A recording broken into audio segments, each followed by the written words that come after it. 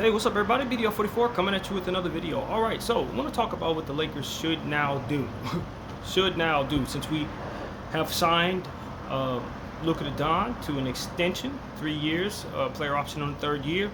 Of course, we expect that he'll sign after that too, to a $416 million deal. I think that's what it is, for 5 years. So we expect Luka's in place for about 8 years if everything goes as smoothly as we hope it does.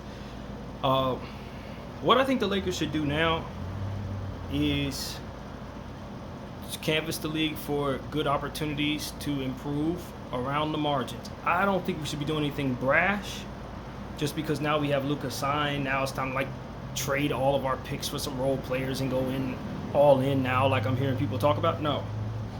You maintain your flexibility and to assure that you have an opportunity to be flexible every single year of that contract, so that you can continue to be able to do things that are necessary every single year. If you go all in right now, you ruin your flexibility for the next several years, and if what you put together isn't awesome for the next several years, you find yourself not being able to maneuver to improve throughout the course of those years. You can't do it.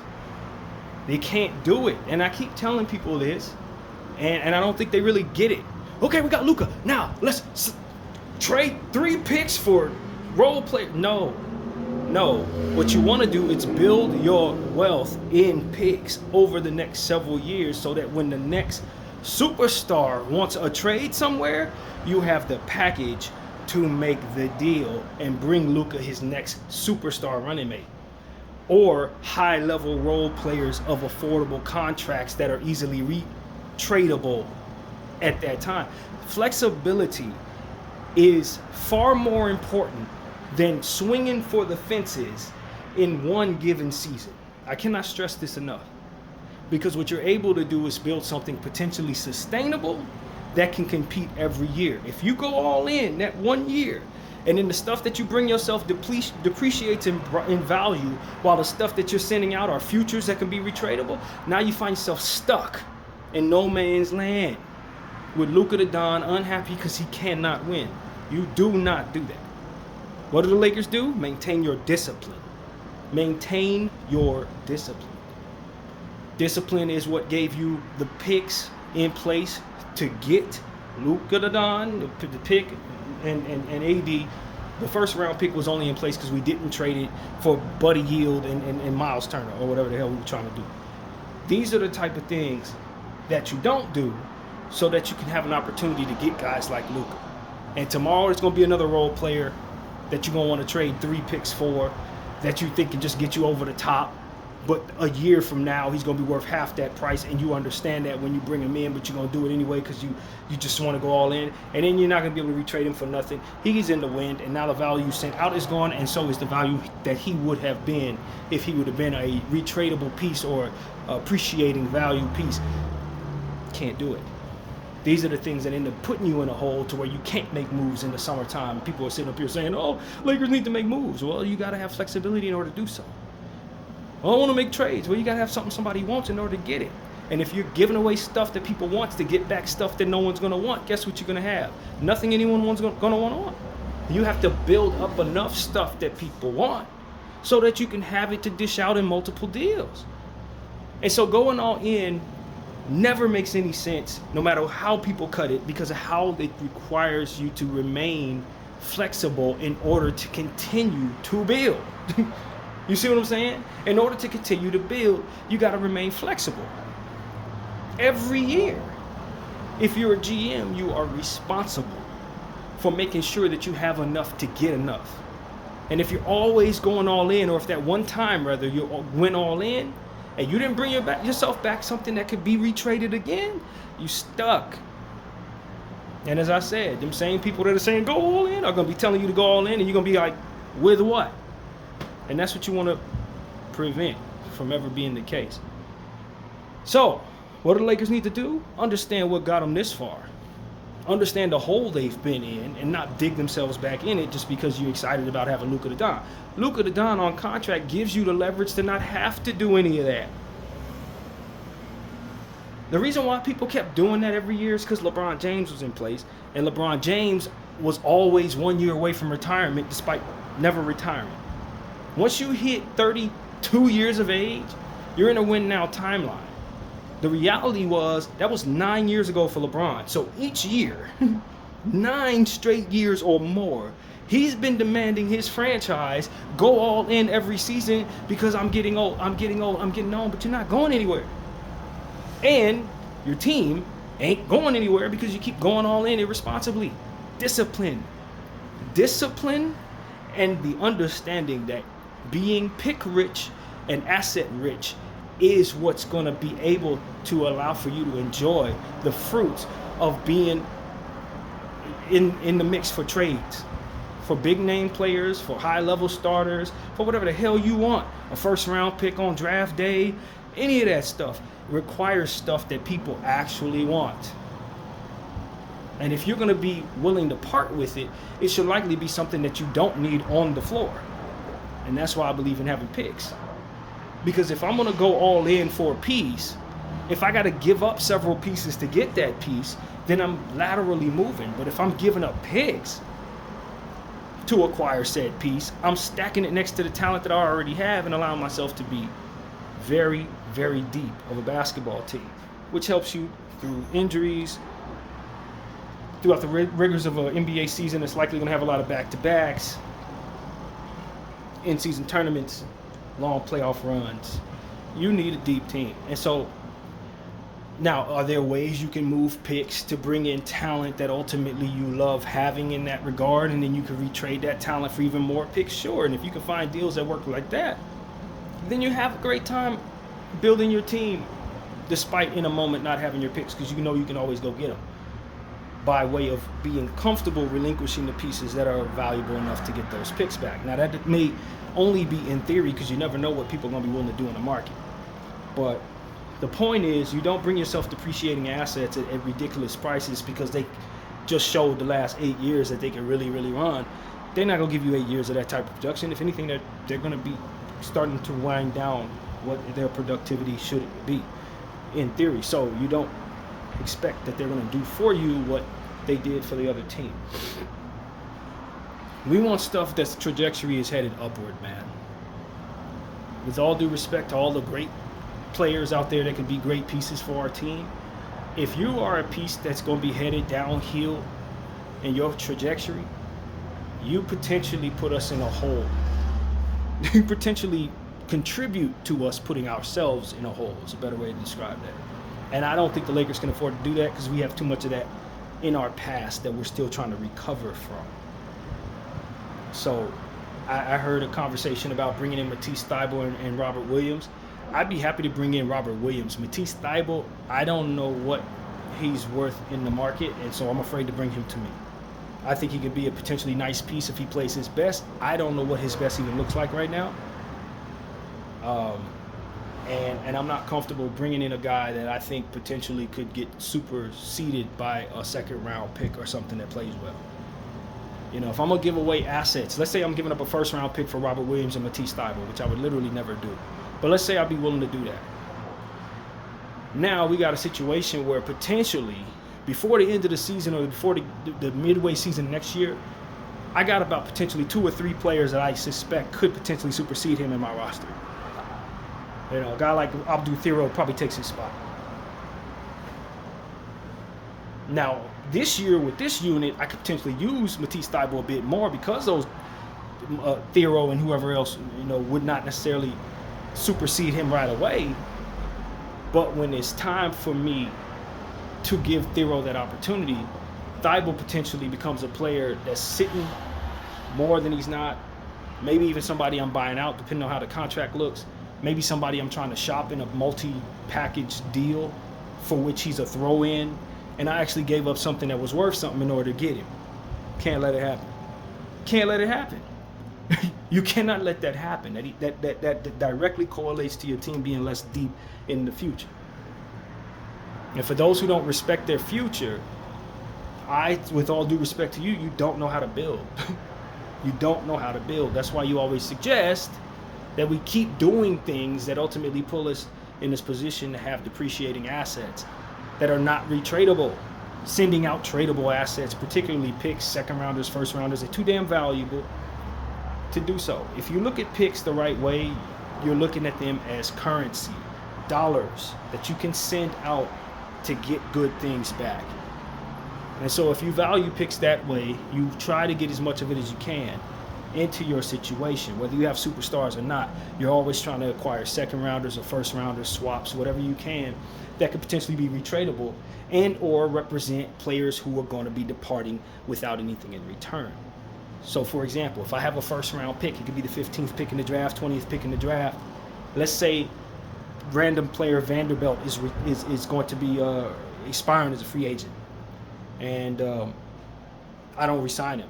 Now I got that player, 15th overall, coming in. I could potentially bring him in to play Vando's spot, or to be a Vando in the wing as he develops. You see what I'm saying? You always want your hand in the batch of new talent that's coming in each and every year. Everybody always says, "Oh, picks are not that important," until the draft comes around and you realize what's there. And granted, there are a lot of fans out there who don't study the draft, which is fine. They find out after the draft that they love certain player that was in the draft that they could have drafted with the pick that they wanted to trade away. It's like, no, you don't want to do that, man. The league is constantly getting new and improved, fresh, young athletes, shooters, facilitators, rebounders, centers, playmakers, all different types of stuff through the draft. That's where the best stuff comes in, and that's how you get it on contracts that you control, making it so that the incentive of those particular players are to stay with your team because they can make the most money with your team. The best thing you can do for yourself is to draft the best stuff and develop it in your uniform and have it flourish in your uniform. If you are picking players off of other teams, you give up some of that control. You give up some of that, a great deal of the price tag. And ultimately, you also have a situation where players may want to move on from your situation because they never started their career there in the first place. They consider themselves nomads in a lot of cases. You have a better chance of keeping a guy if he's been there the whole time, especially for the first 7 years when he's trying to build his wealth. So there's never a reason to not want picks.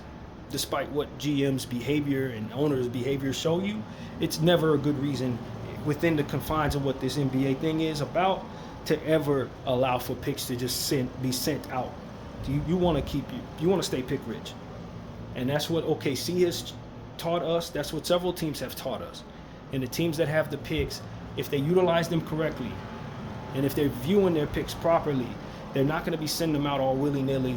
They're not going to be, doing wild and wacky stuff, trying to just get something that they love in a given moment, giving out 3 and 4 times what it's worth in picks. They're never going to do that. You understand what I'm saying? They're just not going to do that. And so when you have a player like Luka Doncic and LeBron James, yes, the idea is to win now. But if you're giving away all of your tradable non-basketball assets to get nothing but basketball assets, you may go all in and get a championship one year, and then you prevent yourself from ever being able to do that again within that timeline. You probably kick 6 and 7 years down the road just for going all in on one. A lot of people sit here and they're certain that we're not able to get multiple championships, teams, whoever they are. We can't get multiple teams. It's just not possible in the way that things are going. I would argue that it's only true because people keep being, the league itself as a whole continues to be frivolous with picks. Nobody's able to actually build anything sustainable because they keep giving away their future. They keep giving away their currency to continue to build and replace and replenish talent as it flees. So a team like OKC, for example, they're in a great spot not only because they have their core, but because if for some reason they have to move on from any of their core, they're still pick rich and they can still replenish all of their players with the picks that they have in place, whether they choose to use them in the draft or trade them away for more players that can be played on the court. So there's not going to be a problem for them, even though they kind of put themselves in a bit of a weird spot, in my opinion, by signing all 3 of those guys to $800 million worth of contracts. They have the draft picks to make up for it no matter what. They can build something sustainable no matter what. And the players that they got If for some reason they just decide that they don't want those guys, they can trade them for picks too. Or they can trade them for other players and still have picks to bring those players what they want. That flexibility is what's going to be able to build a multi-championship situation in this league. Going all in 1 year is going to definitely be assured that there's parity in the league, because each and every team is never going to be able to have anything that's going to last longer than 2 seasons. So when you hear people say, oh, no one's dominating, no one's going to be able to dominate, it's nothing but parity. That's because each and every team in their own way, with the exception of maybe 3 teams, is doing things the wrong way. As a result, yeah, no, there's definitely going to be parity, because ain't nobody going to be able to win multiple championships doing things this way. And so what I'm arguing is, we the Los Angeles Lakers. I heard Luka Doncic say, I want to get 1 up there. No, you don't. You want to get 8. You want to get 8. You're going to be here every year, right? We're trying to get championship every year. Now, we know we can't build that right now. And if you listen to 9 out of 10 people, they're going to tell you can't build that at all. I know better. I know better. And I know how to do it, too. You keep acquiring second rounders, first rounders, and players who you're going to be able to get in your situation and showcase properly so that their trajectory can go up. Because it's a trip. Now, you can bring yourself someone whose trajectory was going up in another situation, bring them to your situation, and the trajectory goes down. You got to know what you are and what you can do. If you can't bring a guy to your situation to be any better than he was in the other spot, then you thinking that he's just going to be better because he's young. If you don't have to roll for him, or if it don't fit, he's going to decrease in value. And it equates to you bringing in something old. That too can be flipped on its axis to say sometimes an older guy in a bad situation can come to a situation where he fits better and all of a sudden be even better than what he was. We're hoping we see that with Marcus Smart. So there's a lot of different ways to look at it, and it's fluid in nature. But at the end of the day, you're likely going to be happier bringing yourself younger guys if you're expecting things to appreciate in value. Whatever the case may be, that it appreciates is the most key. That somebody's actually going to want it when it gets here is most key. And so I think that when you talk about how the Lakers, what does it look like when the Lakers are trying to build something that can win multiple championships? Well, I tell you one thing it doesn't look like. While allowing people to walk, especially ones who are as valuable as LeBron James, it's hard to build something when you let a guy that valuable walk out the door. Giving away 3 picks for Matisse Thybulle, not that anybody would do that, but giving away first round picks for Matisse Thybulle and Jeremy Grant and Robert Williams, players that as soon as you get them here, they're going to lose value. You may be able to compete for a championship this year, but as you go forward, they're buyout candidates, retired candidates, free agency candidates, guys that you can get in the buyout market. I never believe it makes any sense for me to see a guy projects to be a buyout candidate a year from now and give up something young and valuable for him to bring him to my situation. I don't see no reason to ever do that. Never and ever will I ever see any reason to do that. Or just the same, giving a guy like that a crazy contract. Crazy for his standards. Never. Like, for example, what I think the Rockets just did with Dorian Finney-Smith. Never gonna happen. Not if I'm running things. It's never happening. No, that's a role player, bro. He's a buyout candidate 2 years from now. You give him a 4-year deal, $16 million. What the hell are you doing? We're trying to win right now. And because of it, you're going to have less flexibility in the years to come, for which you're still going to want to win right now. Short-sighted nonsense gets you nowhere most of the time. You may get 1 championship, but you won't get more than 1. And that is not what we aim for as an organization. The standards that we have for ourselves is that we win multiple championships. And how do we do that? In this era, by being more flexible than others, more patient than others, and very deliberate in our intentions to bring us things that are going to ascend in value year in, year out. Keeping a good farm system, the top level scouts, bringing ourselves two-way guys that could potentially become players in this league, and putting them in a position to get the most out of their development in the G League and on our squad in garbage time minutes, ascending them into upward positions to be tradable and or players that can replace stuff that's retiring, or stuff that we're going to likely lose in free agency, or stuff that we're going to want to package in a trade. You always want to have more talent coming up that you're excited about. I don't give a damn what your timeline looks like. If your farm system and your development system is boo-boo, you're going to suck someday down the road. You're going to suck bad too. Those who keep a strong farm system have a much easier transition into rebuilding and resetting their timeline, regardless if there's a superstar in place or not. A team like the Bucks, prime example, the most important thing for the Milwaukee Bucks to do with their situation is to have the strongest farm system and scouting system possible so that they can continue to pluck things in the second round and get things in the back of the first round whenever they can that can ascend in value and play real-time minutes on their team within the first 4 years of those guys' careers. If you're not doing that, with the hole that they put themselves in, they're not going to get out of it. Same thing with the Suns, and I think the Suns have actually been doing a very good job of this. But you have to do that when you've mortgaged all your picks. When you've mortgaged so much, when you don't have superstars or whatever type of hole type situation you're in the short term, your way out of that truly is through your farm system. Finding stuff in the buyout market, and that's not what I wanted to say, but yeah, if you can, but finding stuff in the undrafted market that can really go. You need you some Austin Reeves.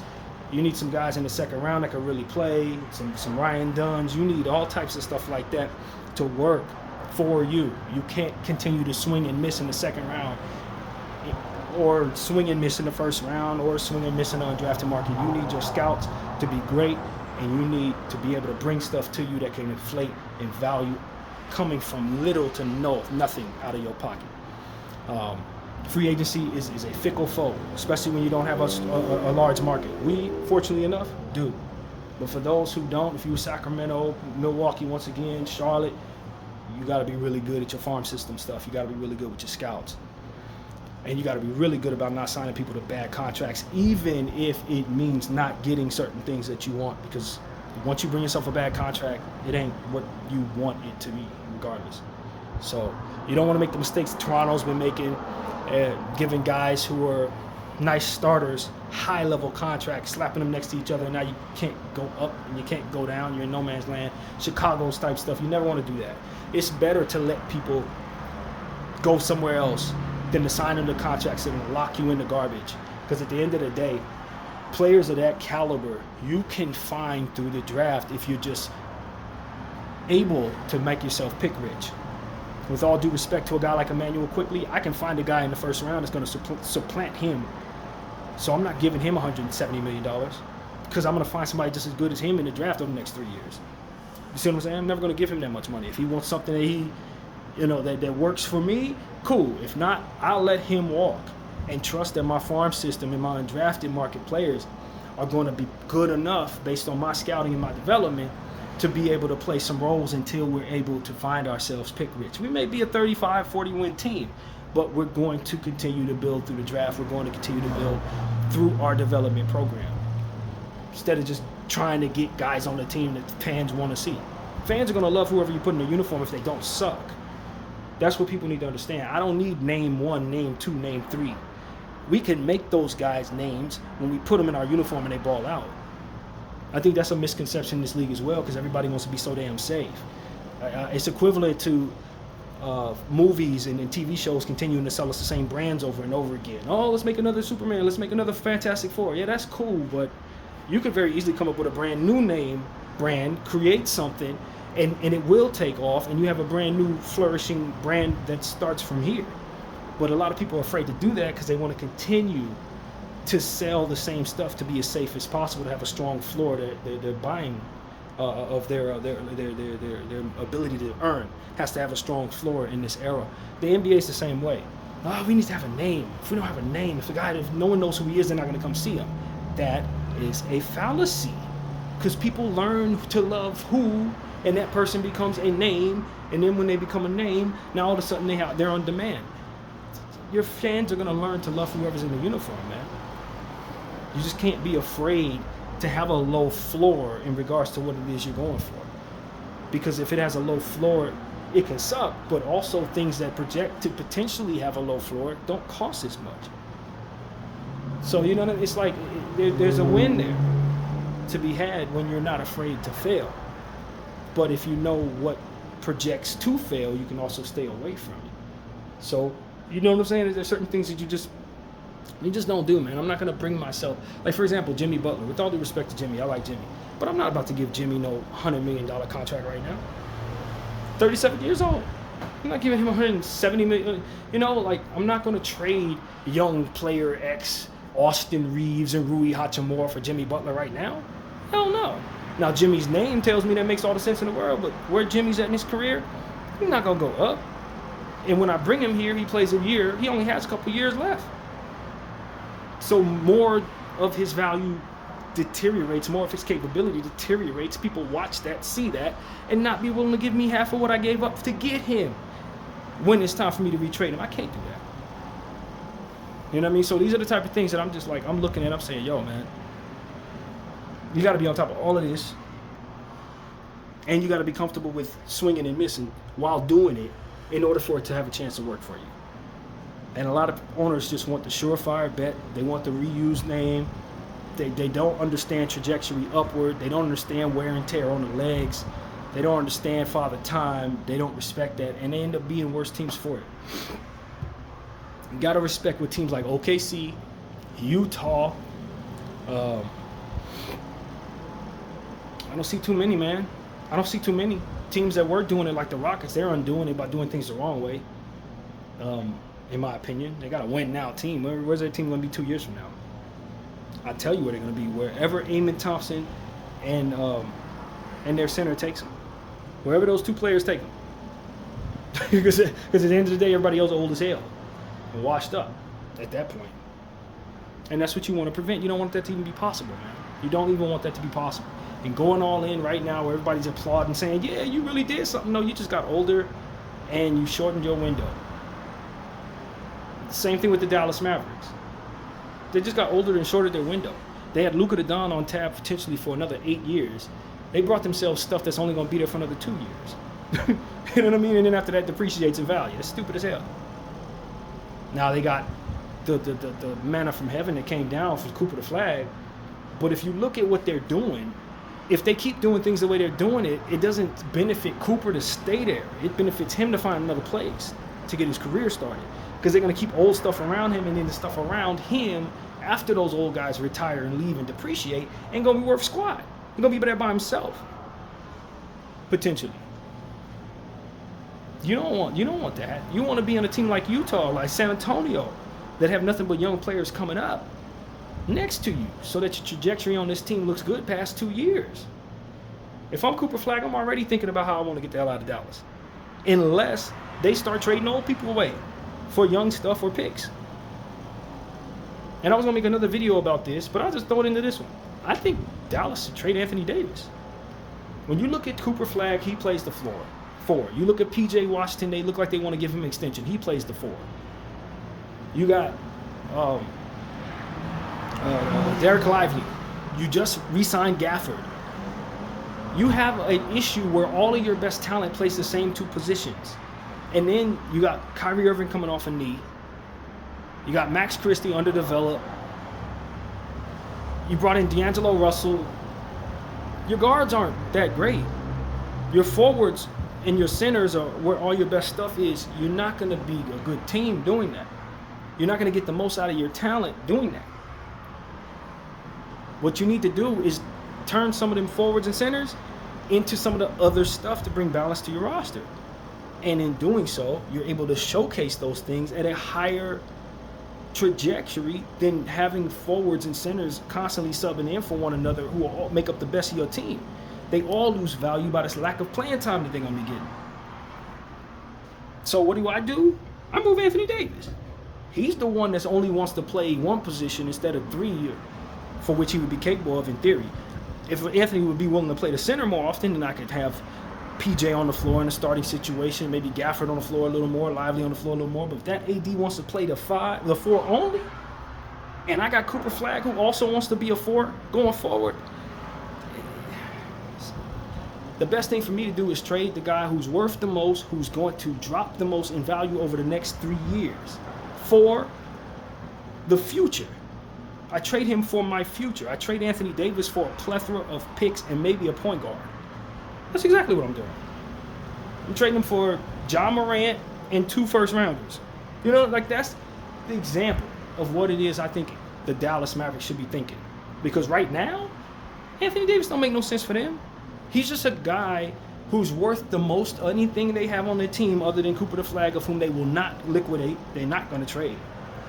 He's worth the most, and he fits the least. And his timeline makes the least amount of sense for their circumstance. You know, you could trade a combination of P.J. Washington and Derek Lively to give Anthony Davis more of a showcase. But then he retires. Those guys go on to be better. And now you got Cooper the Flag here with no running mates in a couple years. But you going to let Anthony Davis retire in your uniform? Klay Thompson's not, I mean, what's going to happen with Klay? He's not worth what he used to be worth. Are you confused by that? Kyrie coming off a knee. You still love Kyrie, but you don't know what he's going to be when he returns into his 30s. You're going to let him retire too? Cooper's going to be left around looking like the Will Smith meme in the room with nobody there. That's what's going to be for Cooper Flag. It's going to be him and Max Christie. I'm telling you, that's some garbage, and it's unnecessary. You take Anthony Davis and you trade him for the same amount the Lakers would have traded him for if they couldn't turn him into Luka the Don, which was probably like 6 picks if we could. He may not be worth that now off the injury, but I'm trading him. I'm trading him right away. I'm trading him while he still has the mystique and people believe they can add him to a winning situation. Trade him to a team like San Antonio, who may be willing to give me a bunch of picks for him. Although if I'm San Antonio, I ain't doing that. But if I can put him next to Wemby, maybe if I'm thinking like that, I'll be willing to give you 3 and 4 picks for him. He's still worth that. You let him sit on your roster for the next 2 years, he ain't going to be. He go through another one of them couple injuries and stuff like that, he ain't going to be. There's still a world where Dallas can turn Anthony Davis into the future of their franchise.